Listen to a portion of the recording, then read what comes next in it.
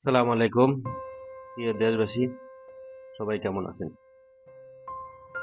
ভুল না হলে আপনারা ভালো নেই। কেন? প্রথমে দেখলাম যে ঢাকা মিরপুরে অগ্নিকাণ্ড ঘটলো। তারপরে দেখলাম চট্টগ্রামে ঘটলো। আজকে দেখলাম জিয়া আন্তর্জাতিক বিমানবন্দরে ঘটলো। তা সত্যি কি এটা আগুন লাগতিছে নাকি ষড়যন্ত্র করে লাগানো হচ্ছে? এটি অবশ্যই সুন্দরভাবে একটা কমিটি গঠন করে এই আগুন লাগার ঘটনাটা তদন্ত করতে হবে। দ্বিতীয় প্রশ্ন এলাকার বাংলাদেশের ইউনূস স্যার, আপনি বিমানবন্দর বন্ধ রাখছেন, দ্রুতভাবে বিমানবন্দরটা চালু করার উদ্যোগ গ্রহণ করেন।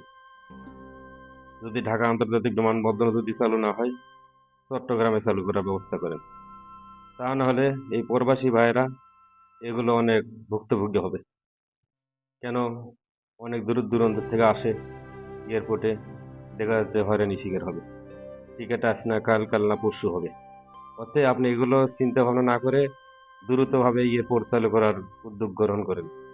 যদি যে আন্তর্জাতিক বিমানবন্দর যদি চালু করতে দেরি হয়, তাহলে অবশ্যই চট্টগ্রামের পরিবেশ বের করেন। এছাড়া আমাদের প্রবাসী ভাইরা অনেক ভুক্তভোগী হবে। সবাইকে ধন্যবাদ।